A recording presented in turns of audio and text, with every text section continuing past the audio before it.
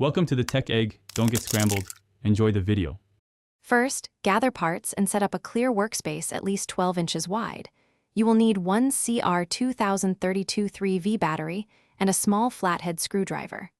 Confirm you have the emergency metal key removed from the fob by sliding its release latch and pulling the blade out. Check the plastic housing for a seam or release slot and note any retention screws or clips. Keep a soft towel beneath the fob to prevent scratches and to catch small parts if they pop free during opening. Start by sliding out the emergency key and locate the seam where the two plastic halves meet. If you see a tiny Phillips screw, remove it first. Otherwise, insert a small flathead screwdriver into the seam at the keyed release slot and twist gently to pry the halves apart.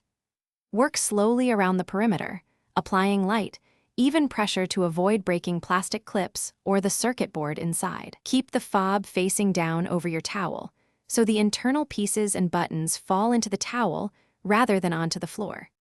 Locate the circular CR2032 battery and observe its orientation. The positive side marked plus must face the fob contact. Use your finger or a non-metallic tool to lift the old battery from its well and set it aside for recycling. Insert the new CR2032 so it sits flush and press gently until it clicks into place. Avoid bending the metal contact. Reassemble by aligning the housing halves and snapping them together, or reinstall the tiny screw if present. Test all.